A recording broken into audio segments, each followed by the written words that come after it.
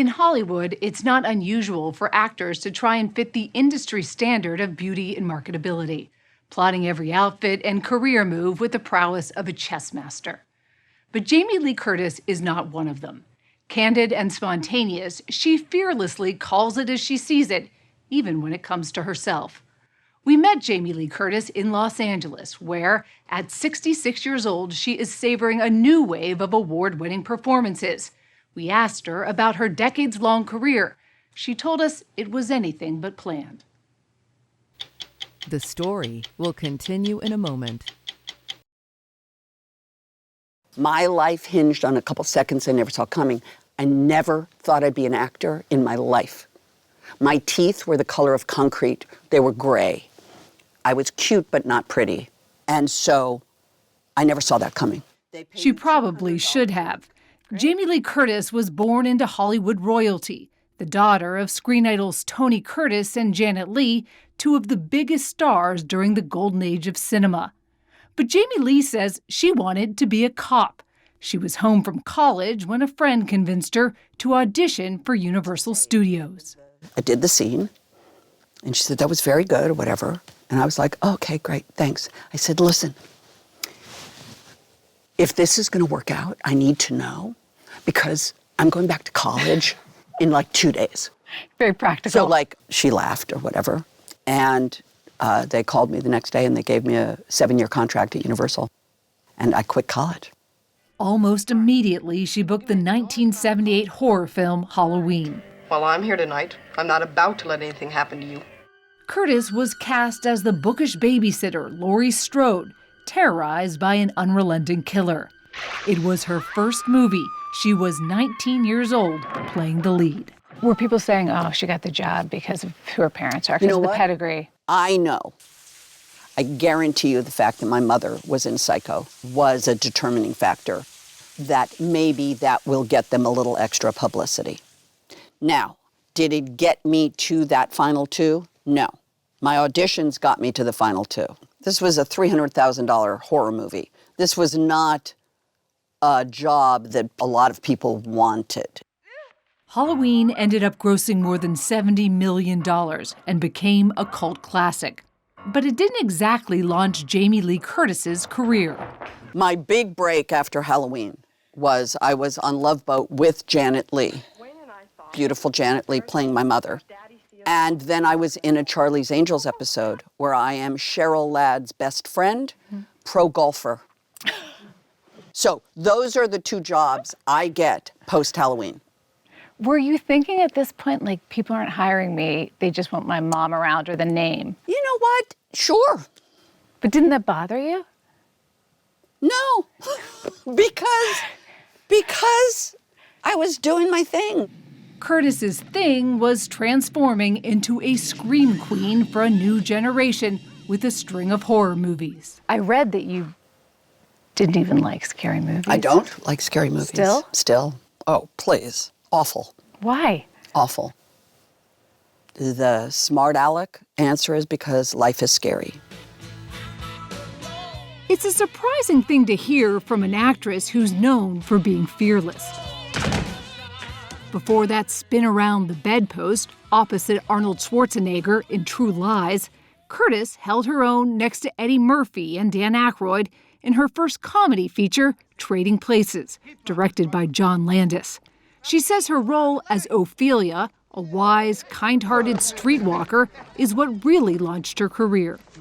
That part, I mean, she's gritty and the gum and the whole thing. How much of that did you bring John to her? stuck gum in my mouth every day. Literally, I would stand there and he'd walk up. I go, okay. I mean, it's, it's just a great part. But here's the other thing, and this is crucial, and this will make the piece. If I'm not in Trading Places, John Cleese does not write A Fish Called Wanda for me. I'll treasure it. If I'm not in A Fish Called Wanda, Jim Cameron does not write the part in True Lies for me. And that grouping of films gave me my career, for sure. If it all sounds like a fairy tale, it wasn't. By the mid-'80s, Jamie Lee Curtis was a well-established actor when she made a movie with John Travolta called Perfect. By all accounts, and from every angle, she was. I took it very seriously as an actor. And of course, I look really good in a leotard. And believe me, I've seen enough pictures of me in that leotard where even I go like, really? Come on. But she says a cinematographer working on the film criticized the way she looked. It was like, yeah, I'm not shooting her today. Her eyes are baggy. And I was 25. So for him to say that was very embarrassing. So as soon as the movie finished, I ended up having some plastic surgery. And how did that go? Not well. That's just not what you want to do when you're 25 or 26. And I regretted it immediately and have kind of sort of regretted it since. Even now? Way so now, because I've become a really public advocate to say to women, you're gorgeous and you're perfect the way you are. So, oh yeah, it was not a good thing for me to do. That's when you started taking, you've been public about this. You Oh, started yeah, taking yeah, yeah. painkillers. And Well, they give them to you. I became very enamored with the warm bath of an opiate. You know, drank a little bit, never to excess, never any big public demonstrations. I was very quiet, very private about it. But it became a dependency for sure. Curtis says she's been sober for 26 years. Did you worry when you shared your story of how you got sober that it would impact your career? I think I worried more that selling yogurt that makes you was going to impact my career than for me to acknowledge that I had an addiction. I make the joke. It's a funny joke, but it's true. Take the Activia Challenge now. It works or it's free.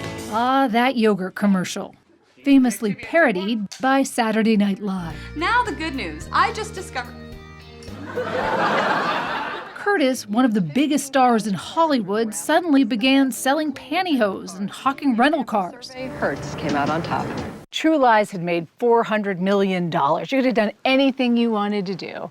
But you were taking those spokesperson jobs. Why? For the most part, because they allowed me to stay home with my kids. So I am an imperfect, working mom, because no working moms are perfect. It's all scotch taped together. I'm looking at one, you're speaking to one. Mm-hmm. We make it look good, we think we've done it, but the truth is, we feel bad, Leigh. But I know how much time away from them I spent in pursuit of my own creativity. Curtis has 2 children with Christopher Guest, the actor and director best known for This Is Spinal Tap. It's famous for its sustain. I mean, you can just hold it. Well, I mean, so you'd have to... And taking aim at dog shows and even filmmaking in a series of mockumentaries. They've been married for more than 40 years. My mother was married 4 times. My father was married 5 times. That's 9. My stepfather was married 3. So I come from an immediate family of 12 marriages.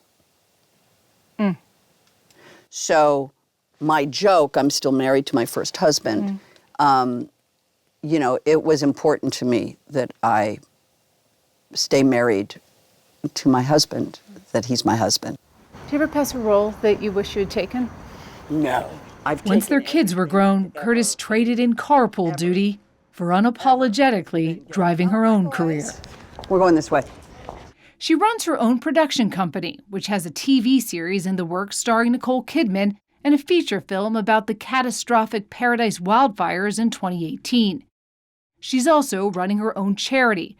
Curtis has raised over $1 million for Children's Hospital Los Angeles and donated another $1 million to victims of the recent wildfires, which destroyed much of Altadena and the Pacific Palisades, including this home, where she filmed the millennial hit Freaky Friday and the upcoming sequel, Freakier Friday.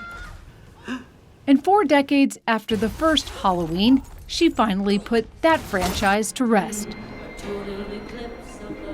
But it is a string of raw, vulnerable characters that came to Curtis in her 60s that led to a comeback even she never imagined. He's cute-ish. Playing the aging waitress in The Last Showgirl. I could also get you a job or sucking the oxygen out of the kitchen as the combustible matriarch Donna Brazzato in Hulu's TV series The Bear. Donna, the images in my mind of her buttering the bread with the nails and the eyelash on the cheek. The eyelash, that single eyelash, I think, won me an Emmy. I swear to God. Go, I'm good. Go sit. I've waited my whole life for Donna. Patiently, quietly cooking. My own creative, mental life, my own, my own alcoholism, and it's just so beautifully written that you don't have to do anything. But it was 2022's mystical, somewhat mind-bending Everything Everywhere All at Once that pushed Jamie Lee Curtis out of her comfort zone. Did you understand that role when you got it? Not 1 second of it. Did I understand that script? No. With nothing but a stack of receipts, I can trace the ups and downs. Curtis says she did understand Deirdre Beaudeirdre, the hard-boiled bureaucrat from hell. It does not look good. We all know Deirdre. She's a woman who's not loved. She's a woman who uses her power in her job to control people because she has no love in her life. Curtis was unrecognizable, but her performance did not go unnoticed. Jamie Lee Curtis! Before the moment, though, first, when they call your name, Yes. you say, I think, Shut up. Totally. Because that wasn't supposed to happen.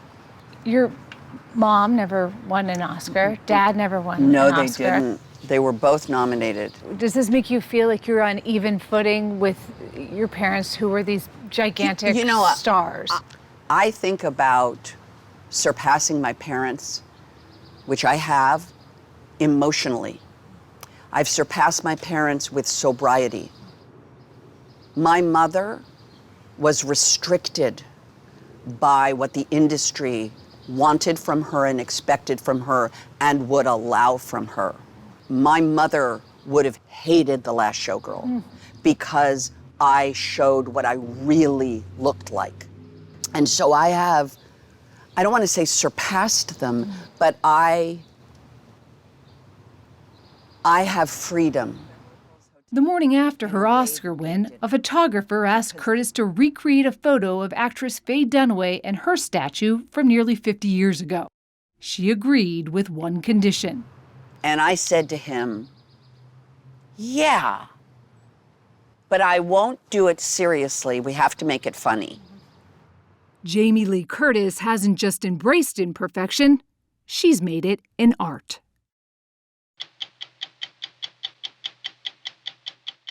Revisiting cinema history She never took a shower again.